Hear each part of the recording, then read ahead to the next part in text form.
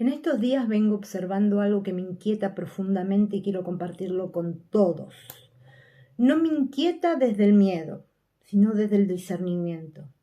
Debates, entrevistas, supuestos diálogos que se presentan como pensamiento crítico, despertar de conciencia o espiritualidad avanzada, pero que terminan teniendo un mismo efecto: desestabilizar la fe del otro.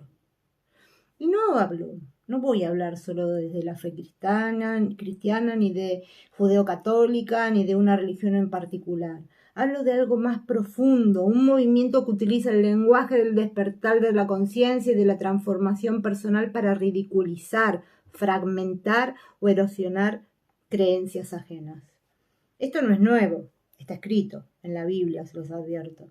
¿Y qué dice? Dice que hermano se levantará contra hermano, y no lo hace como una amenaza, sino como una descripción de un tiempo que está por venir donde la confusión será grande. En Romanos 12:2 lo expresa con claridad: no os conforméis a este mundo, sino transformaos por medio de la renovación de vuestro entendimiento para que podáis discernir. Y aquí se nombra algo que es clave: el discernimiento, porque lo urgente es importante en estos tiempos. No la fe ciega, es el discernimiento. Y les voy a argumentar porque esto lo veo así. Y entonces lo acompaño con un argumento. Ustedes van a sacar sus propias conclusiones. Existe una transformación de la conciencia que aparece en muchos textos sagrados. Ya hablaremos de esto en particular. Solo quiero seguir el hilo conductivo de mi argumento. Entonces, el despertar no es patrimonio de la New Age, como se cree. Es una conciencia que se abre y que es moda. No es así. Esto es algo ancestral. No es un despertar lo que cuestiono. Lo que cuestiono es cómo se usa como arma, sí, como arma para desacreditar creencias, para ridiculizar la fe del otro, para hacer confusión, ¿me entienden? Honestamente, yo creo profundamente en la transformación personal, porque la he experimentado y aún la sigo experimentando. Es mi camino, un camino donde tomo lo útil, lo que considero personalmente verdadero, porque resuena con un conocimiento previamente asimilado, tomo lo que me libera, y les digo que ese proceso no me llevó a condenar, ni a rechazar, ni a querer despertar a nadie a la fuerza, porque entendí algo esencial. La fe que sostiene a una persona en su dolor se respeta. Si creer que un búho libera a alguien de su dolor lo sostiene espiritualmente, pues yo celebro al búho y me pongo en lugar de la persona y me pongo contenta también, porque la salvación, la trascendencia, el sentido valen más que cualquier discusión doctrinal. Lo que hoy veo es otra cosa, una espiritualidad que la presentan como única verdad, que se burla de las religiones tradicionales, pero que al final reproduce lo mismo que critica: dogma, rigidez, soberbia intelectual. Cambia el lenguaje, pero no la estructura. Se habla de despertar, pero se busca dividir, como en el policial. Se habla de conciencia, pero se genera confusión. Se habla de libertad, pero se intenta imponer una visión única. Y ahí ya no estamos hablando de luz, estamos hablando de poder. Se dice que todos los caminos conducen a Roma. Yo lo creo así, no en el sentido literal, sino como una analogía. Todos los cerebros no procesan la realidad de la misma forma. No existe una conciencia espiritual que se da en serie. No somos copias, reproducciones. Somos millones de cerebros distintos, con historias distintas, con estructuras de pensamiento y emocionales distintas. No somos iguales, somos semejantes, y no se puede imponer un único modo de despertar, una única forma de apertura de conciencia. Es el mismo error que critican en las religiones institucionalizadas. La verdadera oscuridad no es creer distinto, la verdadera oscuridad es usar palabras que simbolizan algo importante para un ser humano, como es despertar, trascender, conciencia, evolución. ¿Me entienden? Pero no usarlas para apagar la fe del otro y generar más oscuridad. Esto es lo que se ve en los debates y en las entrevistas como la del padre Manuel Acuña y este chico Erix, o esa entrevista que le hizo Woody Wolben a Jonathan Rubin, el actor que personifica a Jesús en The Chosen.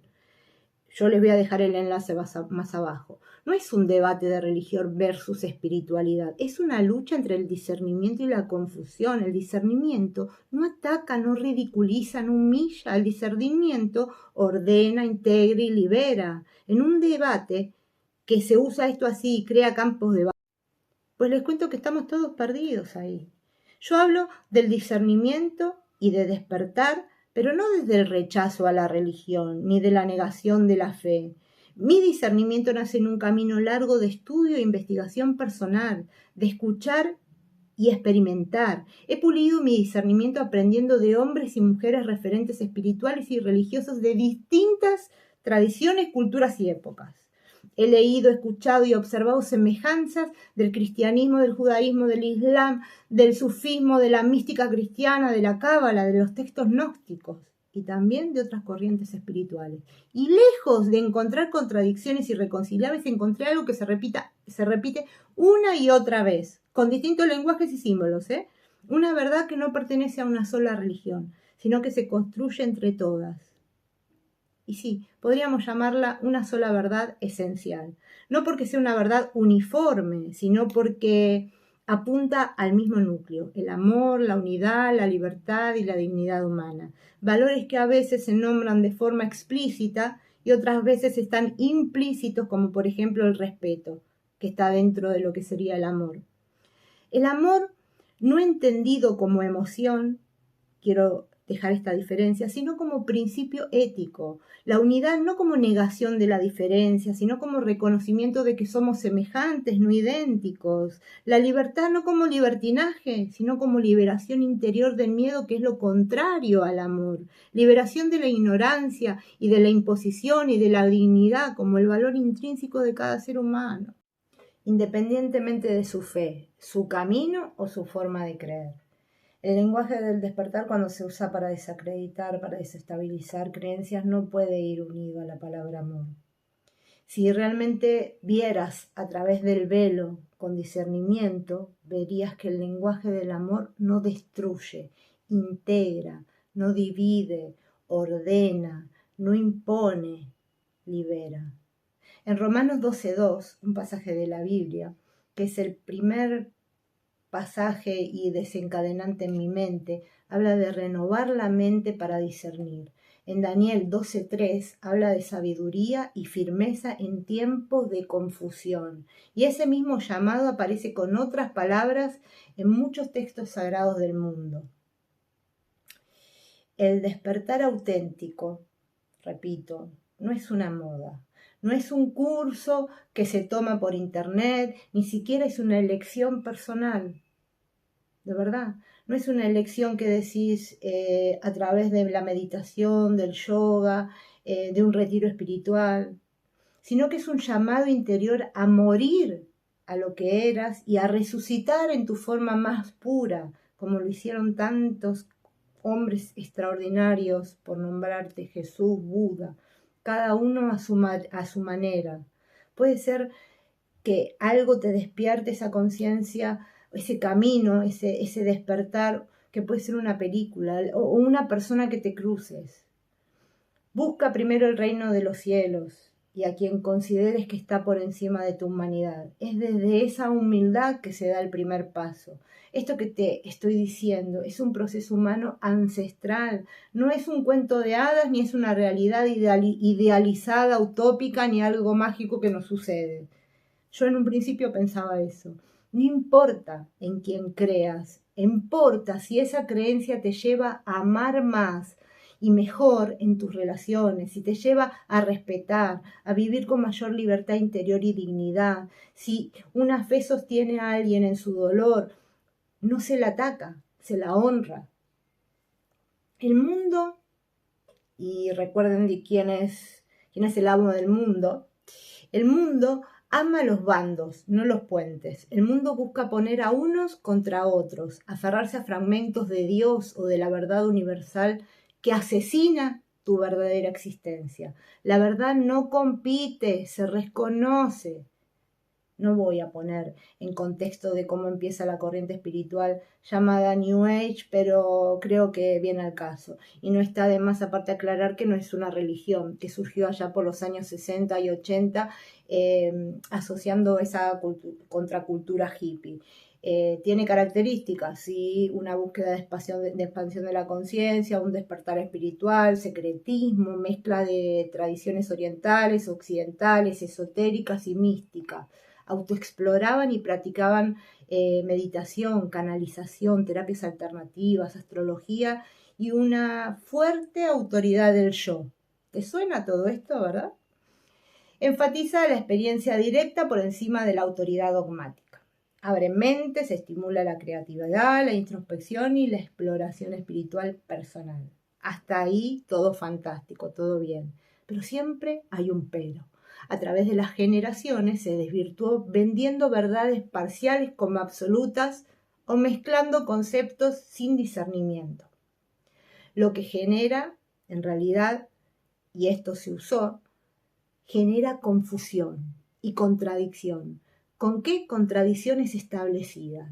En esos tiempos hubo revoluciones de partes de movimientos místico-políticos y que generaron obviamente grietas en la sociedad, además del consumo de sustancias que se hacía en ese momento para acceder a esos otros niveles de conciencia o estados de unidad y conexión con lo divino. Lo cierto es que la psicodelia de entonces, porque así se llamaba, no creaba conciencia, la revelaba temporalmente, pero sin integración, sin discernimiento, ni siquiera con una madurez. Se volvió moda, luego se volvió una corriente. ¿Y sabes cómo terminó eso? Banalizándose.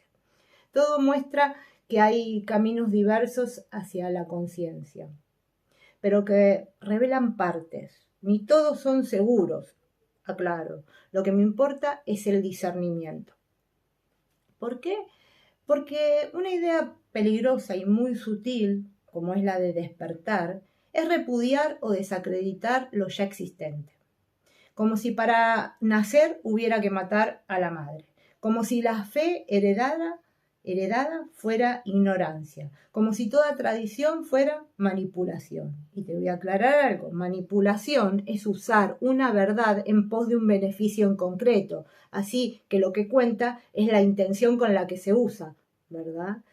Eso es otro tema. Lo cierto es que esto no es un despertar, es una ruptura sin integración. La historia lo muestra una y otra vez. Ya vieron el ejemplo de la New Age. Nació de experiencias reales de expansión de conciencia, se basó en místicos cristianos, sufíes, cabalistas, yogis, profetas bíblicos, personas que accedían a otras experiencias a través de silencio, ayuno, oración, otras a través de sustancias. El acceso fue distinto, la experiencia no tanto. El problema vino después, cuando la experiencia no se integró, no se encarnó, no se ordenó éticamente con la persona. Se volvió discurso, se volvió anécdota. Y es ahí donde la conciencia en sí perdió su esencia y se mezcló con la confusión. Voy a meterme en un terreno peligroso, pero me da igual. En el libro de Apocalipsis de la Biblia se habla de tiempos de confusión. No como castigo, sino como síntoma. No se combate la fe con prohibiciones, se combate con ruido, con fragmentos de verdades lanzadas sin contexto, con verdades parciales gritadas como absolutas. Eso es lo que estoy observando en muchos discursos actuales. No buscan echar luz sobre lo que se conoce, ¿me entienden? Sino que lo que se busca es derribar la creencia ajena sin darse cuenta de que al hacer esto también están destruyendo la suya, porque su creencia pierde raíz, se queda sin suelo simbólico, sin trascendencia real. Por eso veo debates donde no hay diálogo, solo choque, no hay escucha, hay provocación, no hay discernimiento, hay retórica. Hay un peligro ahí latente, el cuestionar sin responsabilidad interior. Por eso, el discernimiento no es lujo espiritual, es higiene mental y ética del alma. Estamos hablando de otro tipo de cosas. La mente es una obra maestra evolutiva. puede crear símbolos, anticipar futuros, narrar identidades, dar sentido al caos, pero hay algo que solemos olvidar y es que la mente no busca verdad, busca coherencia. Si algo encaja con lo que ya crees, la mente lo acepta. Si algo amenaza lo que ya crees, la mente lo rechaza. Por eso personas inteligentes pueden sostener ideas absurdas, no por falta de capacidad, sino por exceso de yo, de identificación. La mente defiende relatos. El discernimiento los cuestiona. Y vamos al punto, que es el discernimiento. ¿Qué es el discernimiento? Te cuento lo que no es primero.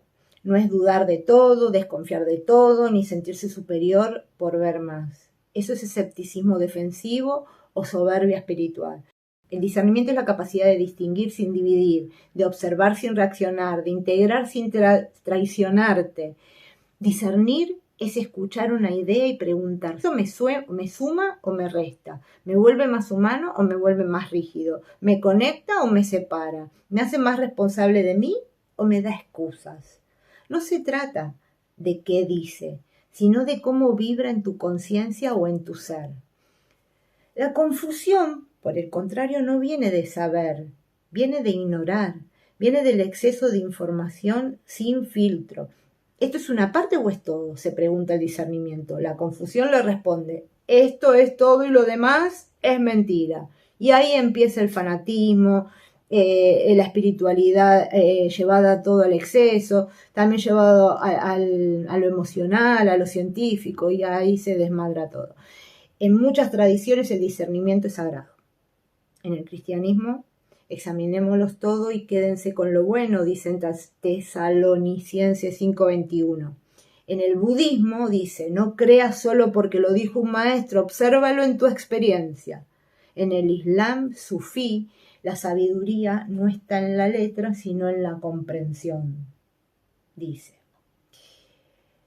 Como verán, en la filosofía, en las distintas filosofías, como lo dice también en la filosofía griega, conocerse a uno mismo es el inicio de toda verdad.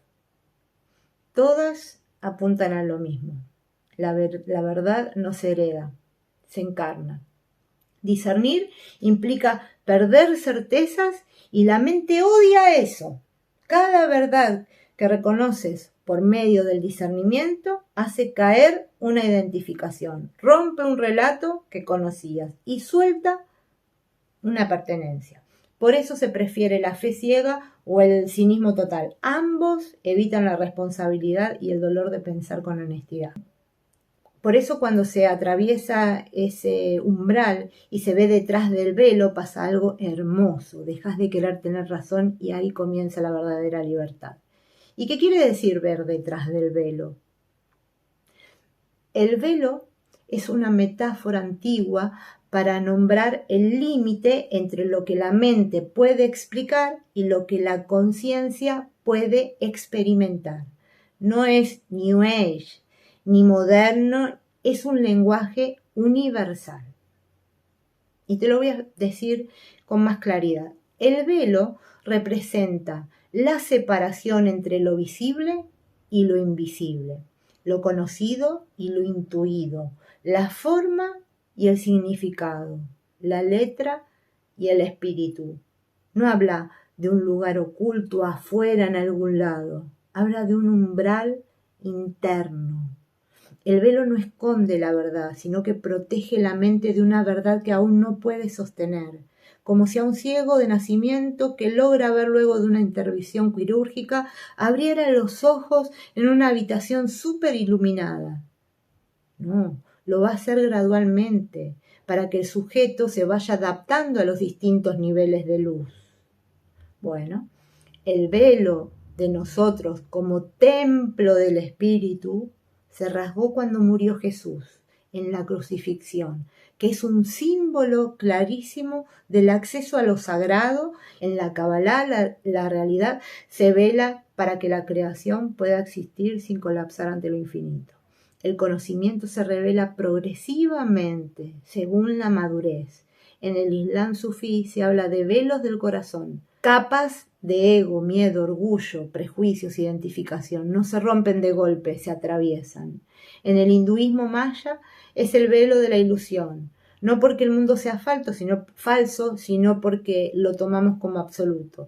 Todas coinciden en algo clave. El velo no es enemigo, es pedagogía. Acá viene lo delicado. Hay dos posibilidades muy distintas. Personas que tuvieron una experiencia de expansión de la conciencia, que vieron conexiones, unidad, profundidad, pero no la integraron, no la ordenaron y no la encarnaron éticamente. Entonces, hablan desde la vivencia, pero sin discernimiento. Esto es lo que genera confusión. Después, o mejor dicho, por otro lado, personas que usan el lenguaje del velo como poder. Esto es más peligroso. Usan frases como: vos todavía no ves como deberías. Cuando despiertes entenderás. Ahí el velo deja de ser símbolo y se vuelve herramienta de dominación. Se reemplaza el pensamiento crítico por la autoridad espiritual. Hoy día mucha gente cree que correr el velo es negar la tradición. Despertar es desacreditar la creencia previa y conciencia y que es superioridad mental. Esto no es más que inflación del ego. El verdadero detrás del velo no humilla, no confronta, no desarma identidades ajenas. Integra sin destruir. La verdad está detrás del velo y no se accede a ella con la mente común.